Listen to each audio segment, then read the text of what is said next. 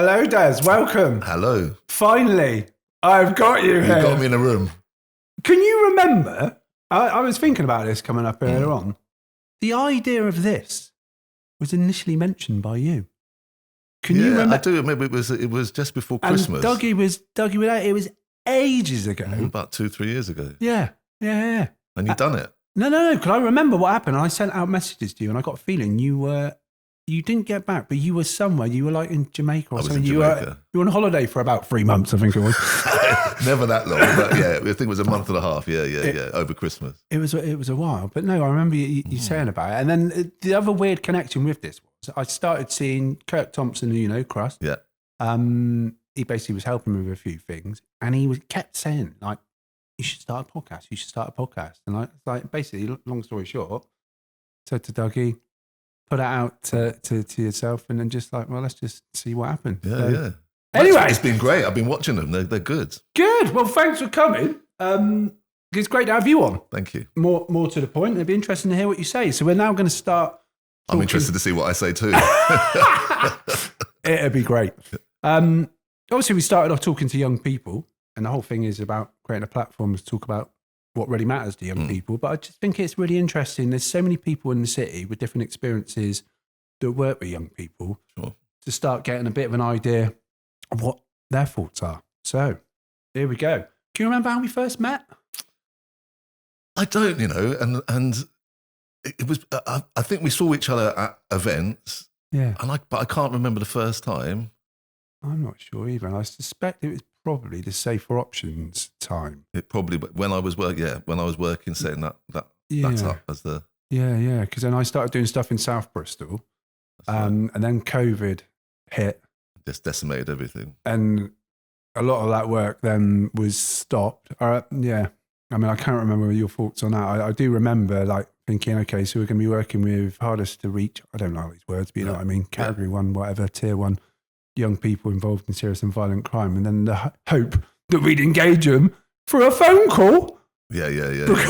or some kind of video call or something like that. Because we couldn't meet them and we hadn't already had relationships with them. And I was just like, oh, this is madness.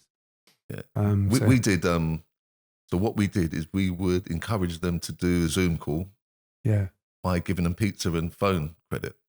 Yeah. And that worked for a little bit, but then they soon got onto that and got the phone credit and never did the Zoom call. So, but it was a difficult time for everyone trying to do youth work. I mean, there's nothing like meeting with a young person, especially when they're very vulnerable and at risk, because, young people aren't the most communicative, and seeing them in real life, you can pick up body language, and actually doing something with them is there's no substitute for that, really. Well, it all starts with a relationship, doesn't it? And especially if you're someone that hasn't had that positive relationship with people in the past, and your life's gone on a certain journey, to be able to build that relationship over a phone after never, you got no chance.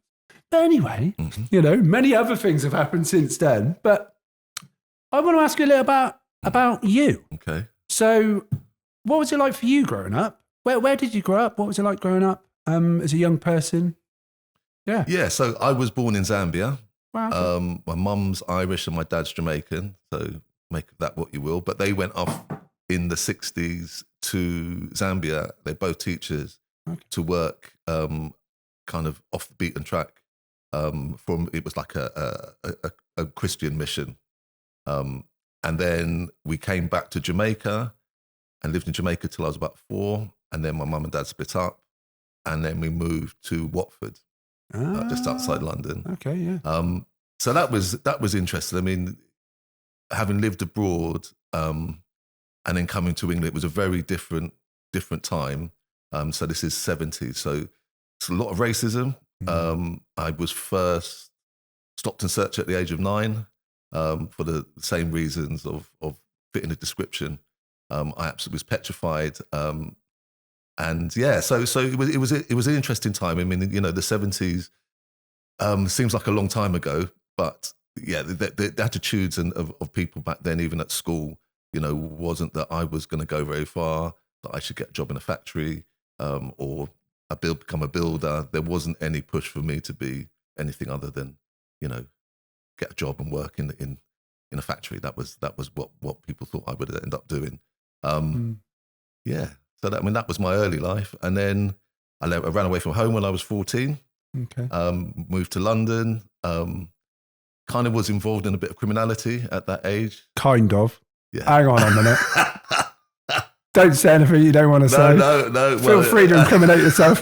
It's a long time ago, so hopefully I won't get. No, but it was, I was rough sleeping, staying in squats, and obviously you get involved in the wrong crowd. And I think, we were involved in county lines before it was actually county lines. So, a lot of my own experiences kind of feed into my work now of kind of my understanding. I mean, it's a lot different for our kids now, but understanding what I went through. And I think, maybe the reason I do what I do is maybe trying to save that young person that I was, and be there for him now, but in the guise of these other kids that we work with. When you were growing up, do you feel like you had your voice heard, and whether you did or whether you didn't, and how was that? Yeah, I mean, I think it was very different times, 70s and 80s. I don't think there was interest in hearing young people's voices, really. And there was no expectation of us really having a voice. So that's a really interesting question, just because I think that now, obviously, it's essential to everything we do. I think, children were seen and not heard, but I think it was a very different time. I think the children were children, until you were 15, 16, you were considered a child. I remember having to wear shorts when I was at primary school and kind of complain I wanted long trousers during the summer. But, you were a child. So I think it's a good thing that we listen to young people's voices. But I think that's also because we've changed. We look at children as being adults much quicker than they actually should do, or they have a feeling of being more grown up than when I was younger. We were just expectation of being children, and we were children, and that was it. I mean, we'll go on to this a little bit more in a bit, but I wonder, do you think it's by the choice of young people now that they're growing up quicker, or do you think it's society or parents or lack of parents or parent or, Well, I think if you look at just even advertising, back in the day, advertising was directed at parents. Now it's directed at children. So they have quite a big market share and a lot of influence. So I think that has partly done it, because, if you look at adverts for toys and stuff like that, children will demand those things because they see them on TV. So I think they have more marketable exposure. So I think that is something. I think also, just the pressures on parents and technology has allowed them maybe to grow up quicker and see things quicker. So I do think that those are the differences. And I think all children always wanted to be more grown up, so they could be freer to do things. But I do think that it is to do a lot with spending power that has been made children more influential in society, because they produce revenue for massive companies. So I think that's one of the reasons why. Yeah, it's interesting to think that it's a financial thing. I mean, maybe, I don't know, is it that it's a bit more progressive in the sense that there's an understanding that young people should be heard, and they bring different ideas and thoughts to the table and experiences that many people that are older wouldn't think of.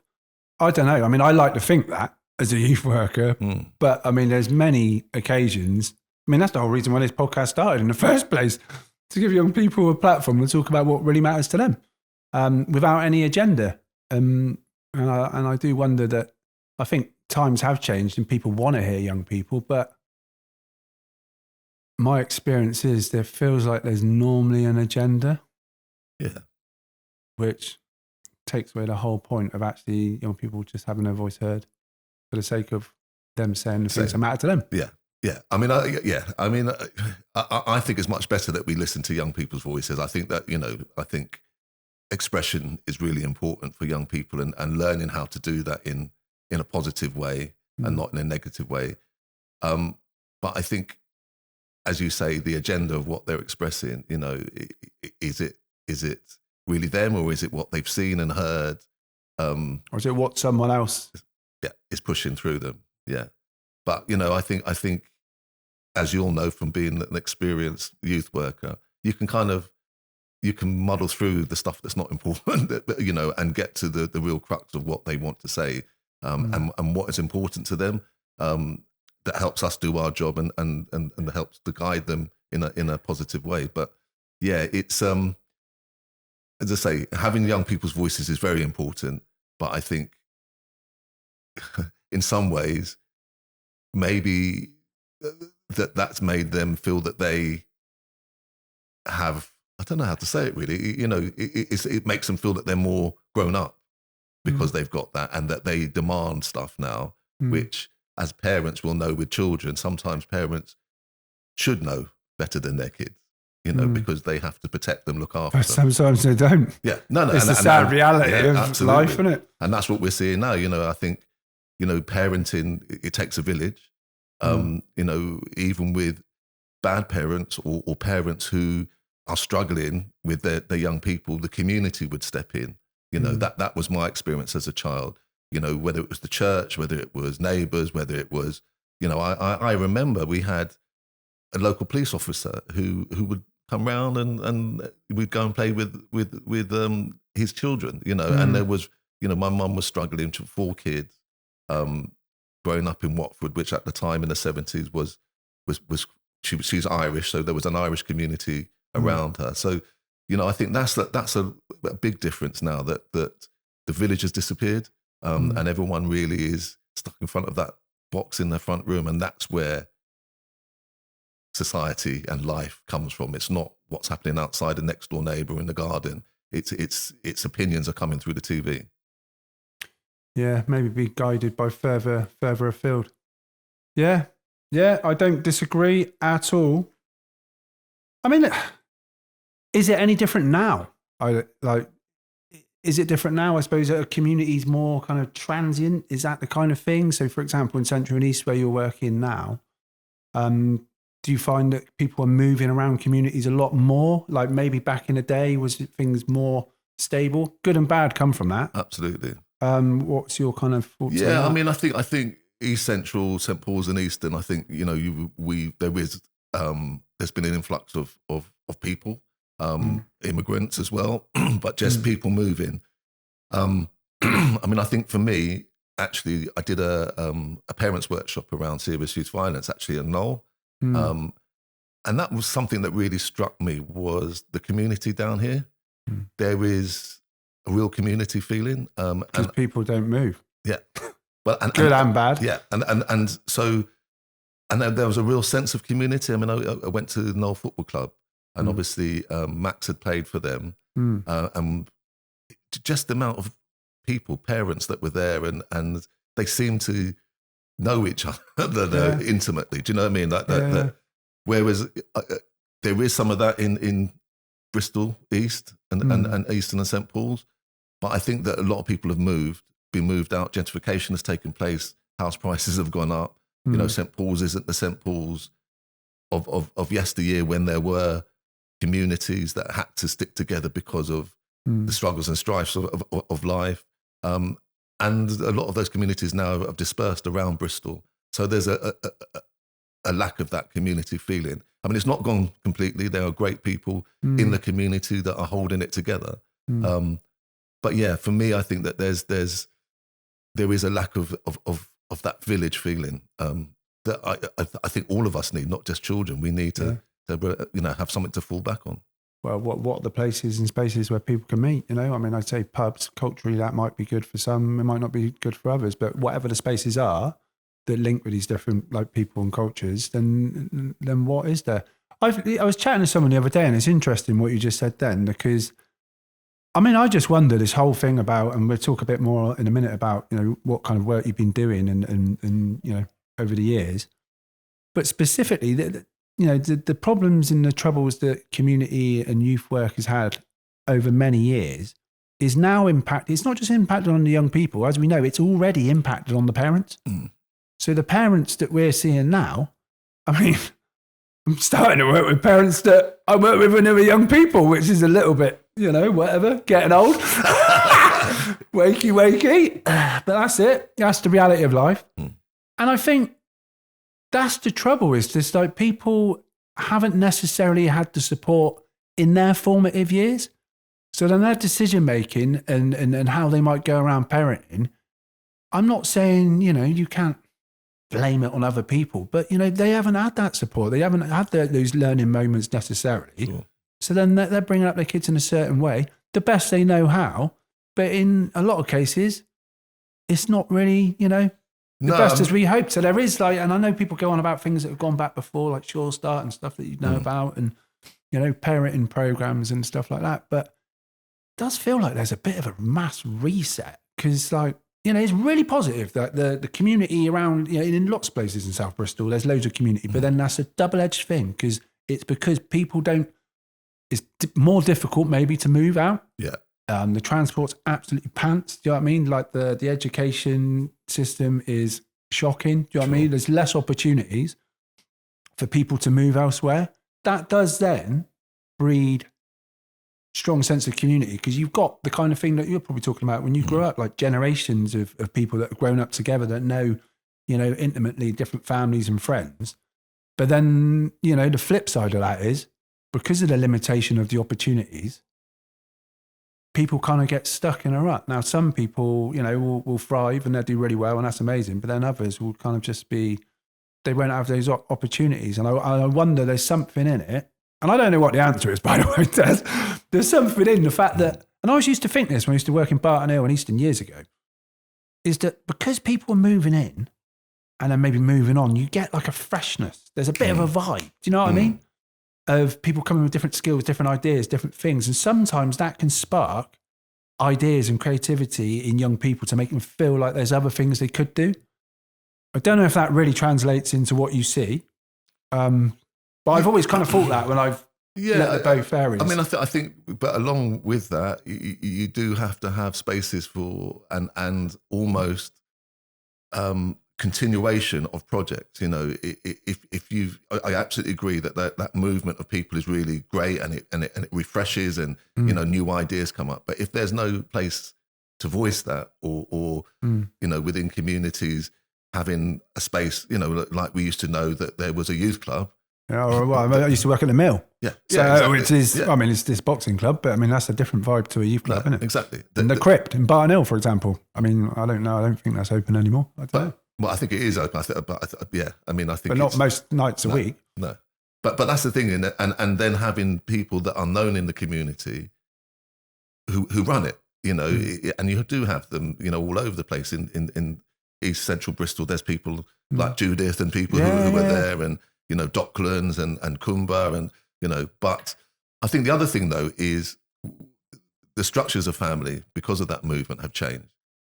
People don't live near their parents or their brothers and sisters necessarily.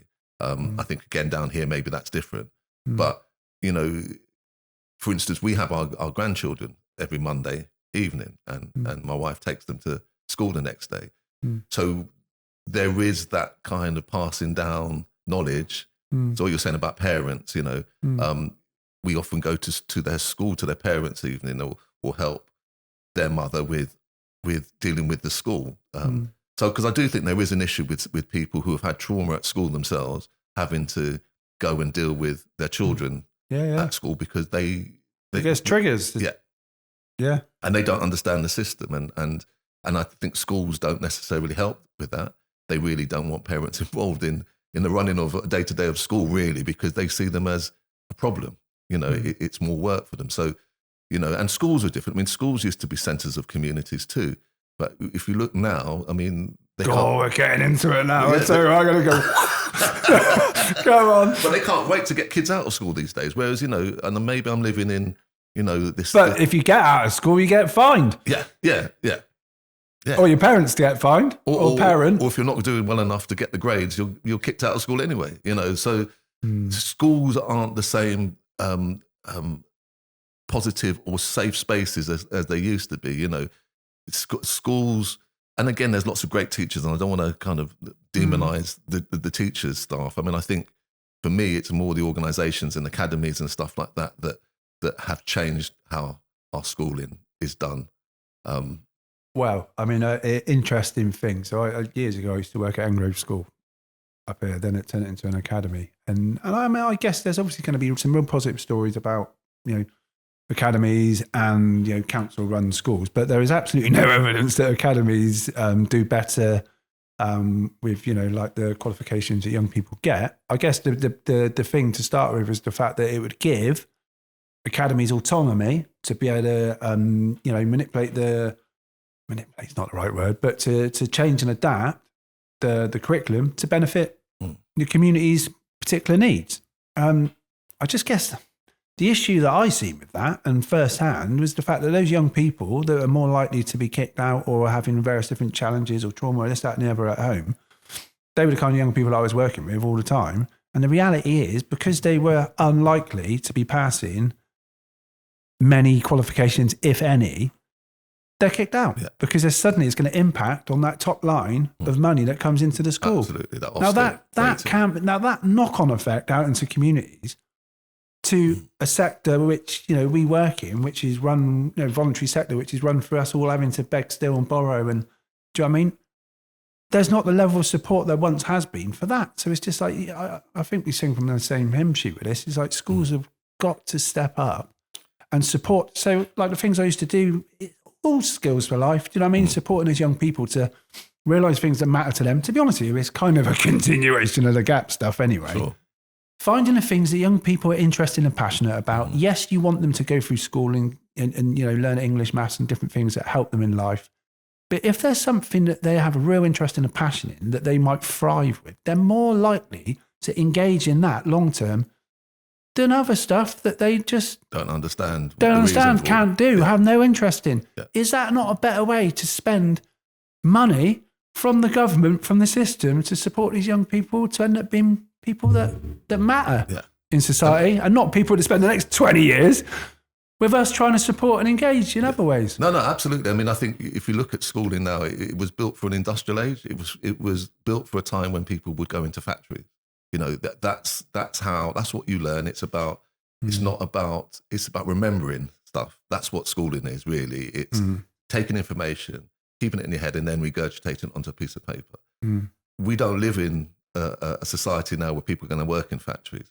So I do think that our school system is behind. Young people want to be entrepreneurs. They want, we need critical thinkers now. We want people who can... Creative thinkers that can adapt to the times, not have to fit this regimented kind of system. It's even narrower now, isn't it? The curriculum than it was 10, 15 years ago. I mean, hopefully that might change, pretty soon due to a new government, but who knows? It might not. No, I mean, I think it needs root and branch changing really, because, it's become, health and safety has become, doing DT and all those kind of things that used to do metal work and woodwork and stuff like that. It's all kind of gone out the window now. Schooling isn't just about getting a job. It's about building someone who's going to be happy and healthy and contribute to society.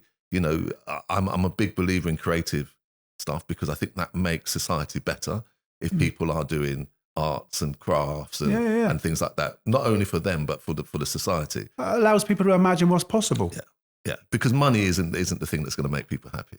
No, but if that's your drive, because that's what you hear and that's why you haven't got any and you think that's going to make you happy, then you can see why people will do that. And that goes back to the question we had earlier just about young people. That is the issue now, is that money has become, and it was for me when I was younger, but I think I learned the value of a hard day's work, that what that gave me is doing something well.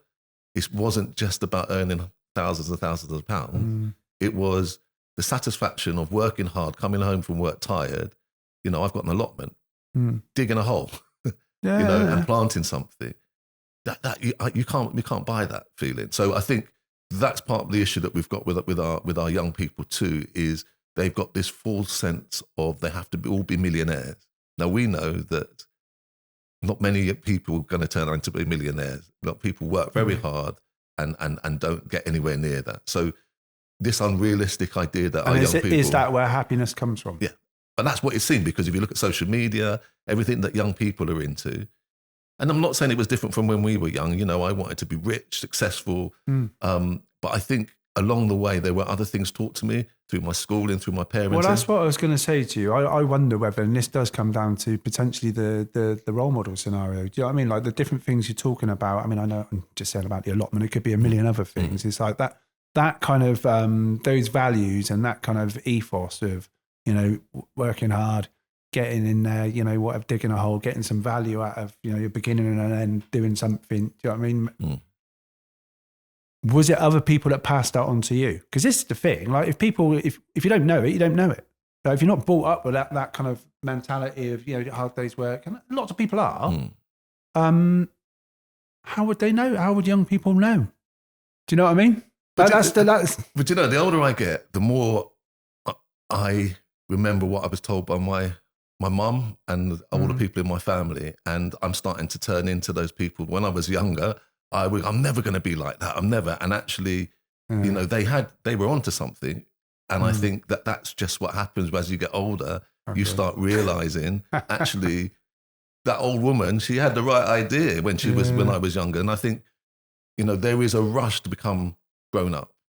I think staying as young as you can and learning gets you to places you want to go faster. I think rushing to get there, I think, you know, in the right time and right season, you'll get to where you need to get to. So I think there is a rush to kind of be grown up. And maybe it's just the society change of everything being quicker. Do you know what I mean? The want to get what you want straight away. You know, like whether it be to do with social media, whether it be to do with, you know, other things that people experience and see now. Generally, everything is quicker, and I guess there's not as much time to reflect. And I find that personally, like, let alone a young person growing up now, they wouldn't know that there's not necessarily so much time to reflect and soul search and try something and fail and all the stuff that people hear all the time. If you don't know that, then... But failure is not an option, you see, for young people. Depending on the situation, yeah. It's, you know, I have, and you'll have this, young people who won't try things. You know, let me give you a situation. So can I just say, because something you said a minute ago, earlier on, resonated with me. Like, I wouldn't be sat here doing this if I didn't fail, not getting entered for any exams, and basically the school system not flipping, engaging with me at all because, you know, I was a bit lively or whatever the reasons are. But I only know that now, the reason why I'm doing the things that I'm passionate about, because the things went wrong. Or, you know what I mean? And I guess that's a similar thing to you. And it's how we can kind of get those points across to young people without them feeling bad about failing and not achieving. I don't know what the answer is, but it kind of feels like that's part of the journey, isn't it? Yeah, well, definitely. It's definitely, you know, in the work that we do, it is, you know, so we make planters on our allotment with the young people. And a lot of them, they don't want to start doing it because they've been told that they can't do it, or they're not allowed to do it, or it's too dangerous, or it's... Don't want to get their hands dirty. Yeah, exactly. And then they do it and it doesn't come out well. And then they get really cross and either try and break it or... Frustrated, yeah. So then we stand back and go, what could you have done better? And we look at it, and usually it's measuring. It should have taken more time measuring. Measure twice, cut once. Yeah, exactly, that's it. And again, where does that come from? You know that saying... Yeah, it's come from somewhere. Yeah, and the older you get, the more likely you are to measure twice now, just to make sure you don't have to do it again. So those things, and then they do it, and then we step back, look at it, and then we do it again, and then it's better, and you see the difference in that failure, and going back to and doing it again, how happy they are that they feel that they've learned something and achieved something. Yeah, and progress can be slow. Exactly. Yeah. You know, and if you don't make mistakes, I mean, what a miserable life if everything was just flatline, that everything was like that. If you don't have dips and troughs, you don't know what happiness is, and you don't know what sadness is, and failure is part of that learning cycle. How do you understand the highs you've never felt the lows? Yeah. I mean, everything you said, I completely understand it. I mean, how do we create in the environment for people to have those experiences if they don't have them at home? And I guess that's kind of where we come in. Exactly. Can you tell me a little bit about what you do? What has been your roles over the last few years, what's been your kind of career? So over the years, so I started off wanting to be rich and famous. You are. I don't know about that. Infamous but yeah. So I was. So when I was about 19, 20, I was signed to Sony Records in a band. So I thought that was it. I was going to be this massive rock star. After about 5 years, we got dropped because we weren't very good. And then I met the mother of my children, and we moved to Spain. And I started building a house out there. So that was for about 7 years, and then we split up. She moved back to Somerset, so I followed, and that's why I moved to Bristol. And then at the time I was working as for the Department of Works and Pension, doing intergenerational work with unemployment. And one of the things that I was seeing when I was doing that was families and young people who kept going around the system, having to write another CV or. There was no change, and they kept going around the system. And part of that was around just some of the stuff that we've been talking about, the parenting or just lifestyles. So that's why I started Growing Futures. Initially was around healthy food and teaching young people where their food comes from. And then really got into the schooling, seeing that especially black boys were being excluded from school. And what was happening to them when they were in internal exclusion or just not going to school at all, that they were falling in with the wrong crowd, as it was called, or being exploited. Or even within the system, it was a school to prison pipeline. The exclusion blocks that they had were almost like prisons, with staff walking around with bunches of keys, locking and opening doors. Look at the wall. Yeah. Yeah. I mean, I remember the first time I went into one of them, I saw a young person who had spent 3 days. Every day he went in, he would be given piece of paper that looked like a Nike tennis shoe, and his job for the day was to colour it in. And then the next day they would give him another blank one, and he'd do the same thing again. And he was having trauma. They were causing him trauma by putting him. He wasn't doing work, any schoolwork. He was in a cell basically for the whole day. And no offence to a lot of people that work in those kind of environments, is like, a lot of the people that are in there, they're not trained teachers, and that's not to say that they don't have ability and that they do a lot of things well. But the reality is they're not getting the inspiration that they need. You could argue, well, they've done something wrong, so they shouldn't. But how are they going to turn around? Like, you'd hope that rehabilitation is what's meant to be the case with prisons, where we can argue that, can't we? But if we're following that same system in a school and there is no real kind of view of rehabilitation, what are we expecting? Well, a lot the of pipeline. But a lot of it is behaviour stuff. So you'll see school exclusions is around, the majority of exclusions are around behaviour. So there is no changing of that behaviour. There's no therapy around that, because that behaviour is coming from something. There's something that isn't right, and it's not necessarily the child. Yeah, it's the environment. So the lived experience. We blame the child. We don't ask what's happened to them. What's happened to you to make you throw that at the teacher, or to slam the door, or what's happening in your world to make it. And so that's really what Growing Futures was to allow these children, and especially black boys initially, who were being excluded and put into these places where there was no thriving at all, and it was actually compounding some of their issues. So that's really how we started. And then obviously through that behaviour stuff with schools, we started to see criminal justice. And as I said, the school to prison pipeline, seeing that exclusions had an effect on young people entering the criminal justice system. And actually, the stats, it's like, I remember like years ago when I was doing more of that kind of work at the sharp end of things. And it was like by the age of 12, you can see all the key indicators, which would mean that the percentages of you more likely to go into prison are huge. So it was like free school meals, one parent family, learning difficulty. Yeah. And then just based on that, you're like I can't remember exactly, 80% more likely to be suspended or expelled from school, to go to prison. If you're black, person of colour, it ramps up to like 90 something. And it's exactly. Like, I don't understand how, if we have this evidence, and we've had it for a long time, and it's probably more up-to-date evidence, which I suspect is probably just as bad, why aren't we making the interventions with people that have got lived experience similar to those young people, that have got the qualifications to training and the understanding of the situations that maybe are from those communities, to support those young people to stay in education and to support them to work towards something that they are passionate about? Because that will change thousands and millions worth of money that goes towards that system that could go towards the NHS, could go towards... Absolutely. And change lives. The evidence is there. And even if you look at the cost of, intervention, there's been loads of studies and analysis of that, if you have interventions earlier, and they've just worked out the costs of those interventions and what the outcome is, courts, prison, life, a life involved in crime, mental health and all these things, there is massive savings. But again, when we were talking about the school system,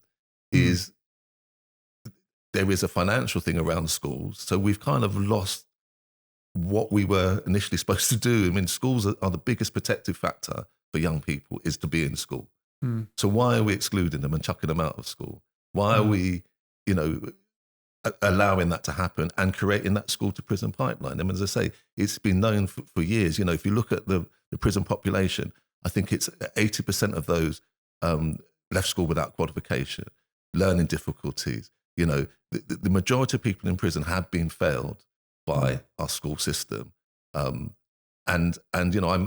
visit young people, and I met a young person recently in the park in Wales, and he'd been in for a few years now. It's quite a serious crime. And I sat down with him, and he was very clear and lucid that day. And he said to me, Des, I didn't disengage from the education system. The education system disengaged from me. He said, I've been in prison now 4 years. I've done 30 qualifications. He said, isn't it sad I've had to come to prison to get an education? And that really, really struck me. And I know about his past. He had behavioural issues. He had all of this stuff going on. A lot of them stem from his home life, his environment, the fact that... Well, was it more stable in prison? That's probably the point. And the opportunities were there. Like, what opportunities were there when he was out of, don't get me wrong, probably his behaviour didn't help that, but... Yeah. And the parental guidance, again, there wasn't any of that. So, I'm not, and it sounds like I'm just blaming schools the whole way, but I just think it's such an issue now. We've got kids turning up at schools with knives in primary school, being excluded from school for behaviour stuff when they're in primary school. Now, how does that happen? How can a 6, 7, 8, 9, 10-year-old be excluded from school? There must be, and there is no other option for that child. And what gets this is the trouble with all of this. And again, I work less in this kind of field now than I've done for a while. But it's that normalised behaviour. Once all that is normalised, older age teenagers, which is what we've seen, like 10 years ago or whatever. And then suddenly, it just like everything else, it ripples down, doesn't it? It ripples down. Young people, younger 10, 11, 12 are looking up at that. They're the role models. Then they copy, they follow suit. But how do we stop that now? Because that's the thing. It's just like, where else does it go? You know what it's like. You go around different parts of South Bristol or whatever, and Central and East. There's young people cruising around on their bikes, doing this, that, and the other, whatever, selling this, that, and the other, running, not at school. Like, but do you remember it's too easy to say, what can we do? Well, I remember we used to have school truant that would drive around and pick kids up off the street who weren't in school. I remember mine. We probably had the same one. But it was, there was expectation that you'd be at school, and if you weren't at school, as I said, the community would see you and tell your mum or tell, he was not at school today, where there doesn't seem to be that. Less respect is something I've heard from quite a lot of people, that there isn't that same level of respect maybe in communities. I don't know. It's difficult because we could bash, couldn't we, schools? And we know, and we don't. We obviously both believe in education, but it's just, how do we change that system so there's probably enough different skills and experiences that are part of a new normal that supports those young people to fully engage. And if that means that it's kind of, there's an element of youth work or something similar within the school provisions that support young people to stay there, whatever the things might be, then that's what we got to do, isn't it? I guess that's the thing, because schools are struggling. Let's be honest, like they are struggling. And I don't believe that anyone goes into becoming a teacher because they don't care. No. Do you know what I mean? Like, you know, granted, you will get some that are more subject specific that didn't make it in that subject, or you will get some, like we all would know, we all have certain teachers that absolutely loved and cared for us, and they were something that we maybe didn't have at home. Sure. And there's still those teachers now, but they just need to be given a bit more autonomy and creativity to do the things that matters, that shows up in their classroom. Well, and support with the lived experience but that's it's needed. crowd control for a lot of teachers. Skills for life. It's crowd control. That's all they're doing. You know, I speak to teachers and I go into schools to do assemblies, and teachers are there as almost like prison guards, really, just ushering kids around and actually trying to get through a lesson because of some of the behaviour. I'm not saying that happens all the time, but a lot of teachers it's a lot like are that saying, in a lot of schools, saying that actually the class is still too big. You know, we don't have enough control over the class. So, you know, to get our kids through the exams is impossible because we're not covering the material that we need to get through because of disruptions. And so, you know, what are we trying to achieve as well? What are we trying to achieve by the end of the time that they go through school? Some, you know, will want to go on to further education. Some will not. I think we just got to look quite hard at what are we actually aiming for.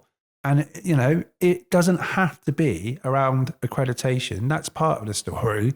It's the other things that we need to put in place. Build healthy human beings. The foundations for life. Yeah.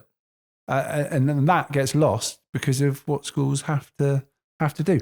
I wonder, do you think anything's changed over the last like 15, 20 years? Since you've been doing this work, do you think there's been any real changes with the stuff you're talking about? I mean, we talked about all the evidence. I think there has, we blame our kids more for how they've turned out. I think that's, you know, I think we victim blame. I think that's changed. I think also the understanding of what young people need to thrive has changed. You know, it's chuck a video game at them. You know, it's not spending time. It's not doing things or I don't know. I mean, you know, there are people, and again, I think I have to remind myself there are young people thriving in Bristol who are doing really well and being brought up by great parents. So, you know, but for that small 5% that we work with, I think that they have been abandoned by the system. You know, so we work with a lot of kids in care. We work a lot of young people who haven't got the best home life. And the systems and structures that are supposed to be there to catch them from falling through just don't work or are overloaded with Did pressure. they work before, like 15, 20 years ago? Or do you think that is something that has got worse or improved? Or I think there's probably always been issues with it. But I think, again, the village was there as well. I mean, for good or bad as well. But I think there was more... I think young people were valued a lot more than they are now. I think, you know, I think parents feel a lot guilty about the amount of time that they're not with their kids, so they throw more and more material stuff at them, which makes them want more and more material stuff. Whereas actually, really, what young people need is time. Yeah, that's all time, this time love, and care, exactly support. So yeah, I mean, I think what's changed. I think, you know, the old things of youth clubs, you know, spaces for young people. You know, young people now are moved on a lot. You know, they're seen as hoodies, standing outside shops. You know, and as a danger, as a menace.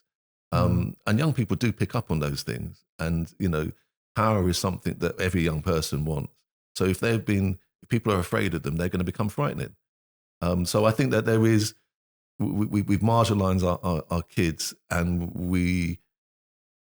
I think we ask to hear their voices, but I don't think we're necessarily listening to them. I think, you know, we hear that all the time, the voice of the young person, especially around serious youth violence and criminal exploitation.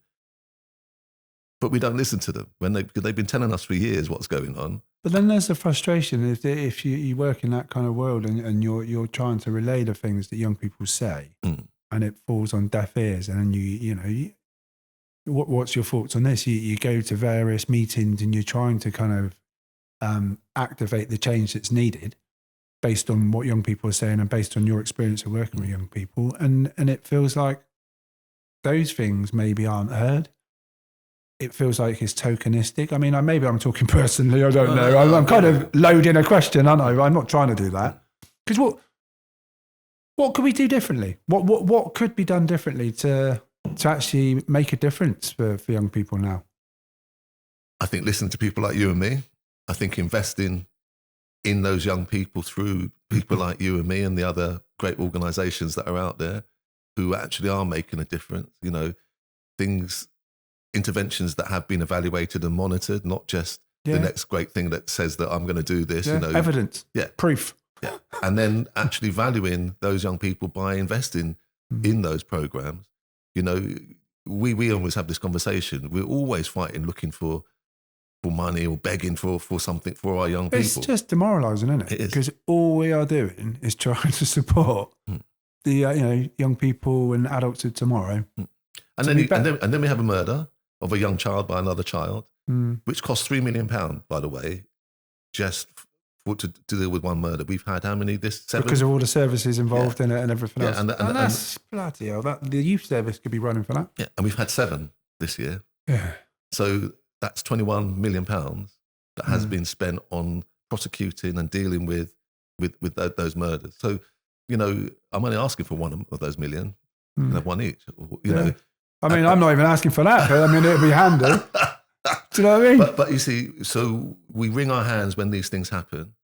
Everyone goes into panic and talks about how terrible it is and what have we done wrong and how are we going to sort this out. Then nothing happens. And then we have another one and everyone goes back to the same rinse cycle of wringing their hands and, saying this is awful.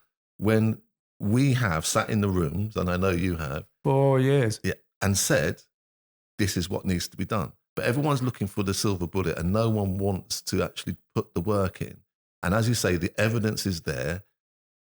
I mean, tons of it, of what needs to be done to support young people to have thriving life. Now, you can't save every child.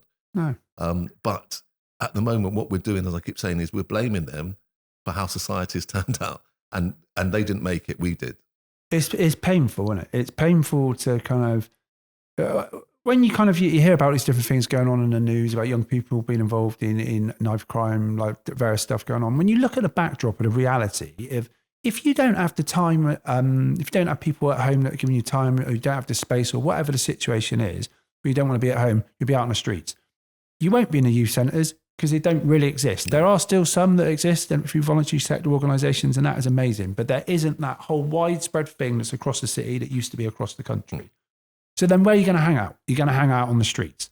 If you're hanging out on the streets, you are less likely to hang out on your own with your kind of own little group, not causing any trouble. If there are other groups that are out there that are involved in whatever it might be, stuff that is a bit more kind of dodgy or whatever, you'll end up connecting with them because you'll be less likely to have the shit kicked out of you if you're connecting with them. So through fear, you then get involved. Yeah. Through peer pressure, you then end up getting involved in other things. Now, I'm not to say that the young people that are involved and groomed to do the different running and stuff like that, there's the issues they've had to deal with to be involved in that in the first place.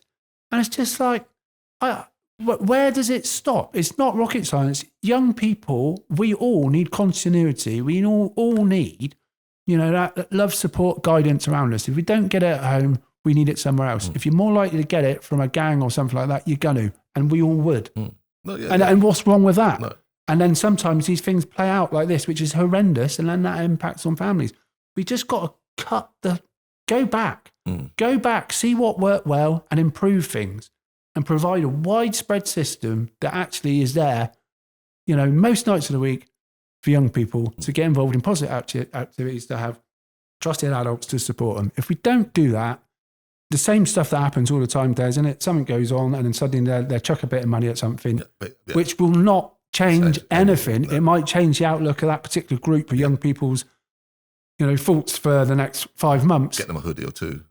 They might go on a few trips and this, that and the other, and someone might get a job. It's not going to change. I mean, the reason why GAP started, it was based on chatting to young people and adults for I don't know how long. And it was the things that, fear for what they're going to achieve, poverty, all the things like no role models, limited aspirations, all those kind of things. We got to systematically start again, haven't we? I think and tweak things that are working well already. But I think, and absolutely. And I think also, it goes back to the earlier question, I think also young people don't see that their parents, their teachers, law enforcement can protect them. I mean, that's really a feeling that I get from young people is they're by themselves out in this big, bad world. Obviously when you're young, you're at certain ages, you become you take more risks. So that's part of it. But, I do, and I don't want to sound like one of these people saying, oh, back in the day, we didn't lock our front doors and it was a much better world and it was, all of that stuff. But I remember, even being involved in some silliness when I was in my early teens, is that there was something that was there that kind of was to fall back on. I don't know. There was even through all this nonsense of running around and doing crazy things, I just felt that there was a society that was there to help in some way. I don't know what it is. I just feel now that the young people we work with really have lost hope in the adults. Have really. Well, I'm not surprised. Don't think that they understand the world that they live in. I mean, I think I have to some extent. Yeah. Well, young people say to me, like, it's like a war that we're in that only we see. The adults don't see. We walk around and we don't think about postcodes. We don't think about, actually, I'm going to walk down this road, or I'm going to go here, or I'm going to do that.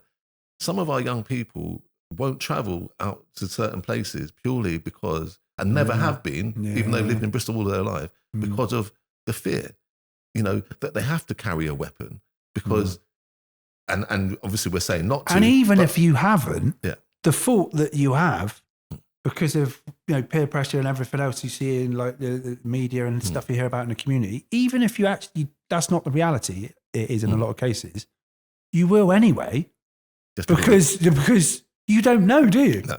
And then what happens then when someone suddenly, like, I don't know, something starts, someone says something to you, you get something out, and you're not really equipped, or, it's not you were not going to use it anyway. Then what happens? Yeah, they're going to use it on you. Yeah. And but also, it's just the adults don't protect them. We have young people who regularly get G-checked, as they called it, on a bus. There are a group of young people come and say, where are you from? Run me your pockets, take out. And there's adults on the bus who just turn and look the other way, don't want to get involved, don't want to be involved. And I understand why. Because of what they've seen, and the stuff on the news and everything else. It's like, well, why are people going to?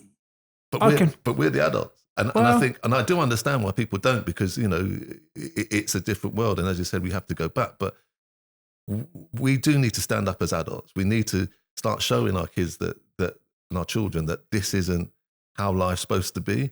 That it could be better for them. It can be better for them, and it can be better for us as well. And it's our job to do it. It's not their job to change. I mean, it is eventually as they get older, but what they've been born into is what we've created. And I think if we keep blaming them for what's happening, I think it's a dissonance. It's a cognitive dissonance. But we're just pretending that it's them that are doing it. How have we got to this situation? We play a part in this. Do you know what I mean? We play a massive part in this, and we need to play a massive part in solving this. Yeah. I'm going to throw this out the window because I'm looking at it. So I'm just like, if you could give a message to different people now, and like, what does it take? I mean, I think you touched on this a bit, but I just wanted to give you this opportunity to do it anyway, just because, I think this is stuff that matters. What is the things that could actually really, help make the changes that we want to see and we're talking about? What are those things that could happen tomorrow or start happening tomorrow? Sorry to put you on the spot. No, no. I mean, I think for all young people, I think they need to be heard, and we've talked about that at the beginning. I think there needs to be an investment in young people, and that's through organisations as well as them themselves. I think hope. I think they need hope. I think they need to I'm really starting to see a lot. always one. You thought it was your watch then? Look at, oh, is it that one or is it that one? Is it, oh, hang on, is it that one? Sorry about that. That's all right. I was just getting to a really good bit there as well. Sorry about that. All the gear, no idea. At least you knew how to me turn it ringing off. I myself. would have been out for half an hour ago. Look, oh.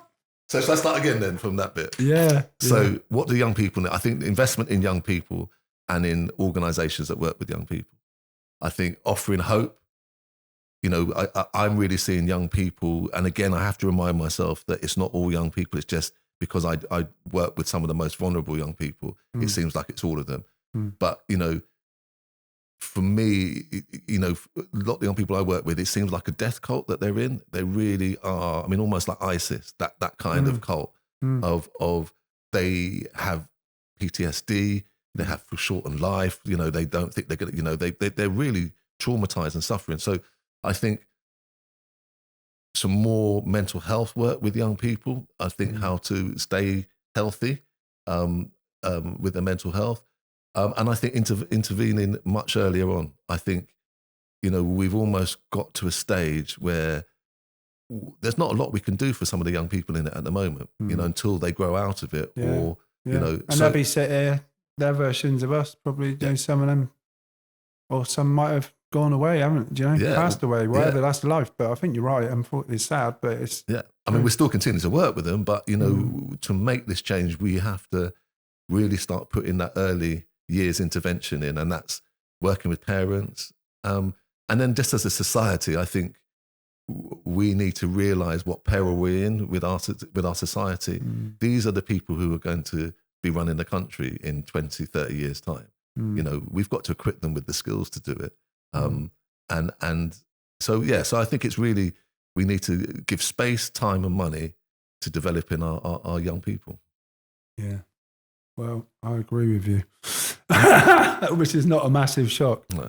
I wonder, I mean, it's interesting to hear everything you said and you know, in fact, thanks for sharing it, basically. And I'm not saying that anyone's going to listen to this and suddenly be like, oh yeah, great. But they're probably the people that might listen to this are probably the same kind of people that have heard you say this kind of stuff in the past. But it's just keep banging the drum, innit? That's all we can do. And I tell you what, I'm very thankful that it's still people like you and others that do this work. Because the truth of the matter is, you know it does. If it weren't for people like you that's still doing it, we would be in a bigger shit show in some of these communities, because the decimation of the youth service and the various other services that went alongside that to support young people at the sharp end of things, and just general universal young people, a lot of the time that doesn't exist. So it is a struggle, but I want to say thank you, because I know it is not easy and you are making a difference. I just want to finish on asking you a question. And I asked someone this the other day, someone who I'd done a podcast with, and she was like, "Wow, that's massive. How am I going to answer that?" But it's kind of, you know, it's the name of the podcast. So if I was to say to you, and it doesn't have to be connected with the work that you do, if I was to say to you, what really matters to you? It could be anything. It could be, you know, when you look up at the stars at night and you think, really, if you condense those things that really matter to you, it could be related to work, it could be to do with home life, it could be an amalgamation of all those things. Wow. What would they be? Sorry for the stitch up. Wow, that's a big question. You know, I think doing this work, and as you know, you have to be quite empathetic. And one of the reasons we do it is because we know that there is better outcome than a lot of people are seeing. So I want people to be joyful. I want people to, you know, the short time we have on this planet is to thrive, I mean, it sounds really corny, but it's life though, isn't it? This is what we all want, isn't it? But feel love, feel joy, you know, as well as we said, feel their sadnesses and all that, you know, because that's where some great art comes from. But I think just really feel. I think the problem is a lot of people just aren't feeling. They don't feel anything. You know, they're cut off from, you know, one of the greatest things is taking your shoes off and socks off and walking on grass. And feel connected. you know, and we're part of the animal kingdom. Why don't we feel connected with that? Yeah, and we spend all our lives trying to escape from nature. Yeah. So for me, I just wish that more of us could feel joy and just, the short time we're here, just enjoy being on this planet, really. Wow. Well, sounds like a good answer to me. I'm impressed. Gutted. I thought I was going to derail you then. But no, listen, you know me. Look, Des. Nice seriously, one. Yeah. Thanks for coming. And, you know, love to work with you at some point in the future with the stuff that we both do. I feel like that's something. Whoa, hello. On time as well. On time. I feel like just the last thing, that's something that I've noticed that really, really impacts. And I know it's not as straightforward as just making this happen, because people in different communities are in different situations, different headspaces. But it's bringing people together of all backgrounds, all cultures, from across the city to do something meaningful. And I felt like that has brought about some real kind of meaningful change with some of the stuff that I've done. And I'd love in some way, when we're doing something that is central again, to connect with you guys. And I know it's got to be right for the young people you're supporting, so it's not as easy as like, oh yeah, we'll just bring people along. It doesn't work like that. No. But I'd love to be able to do that, because I think that we align with our thoughts. Absolutely. No. I mean, and now we've got this centre. I mean, honestly, you would have to come and more than happy now to be able to support, because we've got space for, you know, and a part of the project we're doing now is very much not just a Growing Futures project. It is to enable, we've got a hub so that other organisations can use that space, because that's one of the big issues is we've got great grassroots organisations, no pun intended, who are doing stuff, but they don't have the resources. So actually that's the idea, is opening up our hub so that everyone can use it. So next time you're over that side, pop in and have a look and see if you're able to use it. I'll do it. Nice one. Done.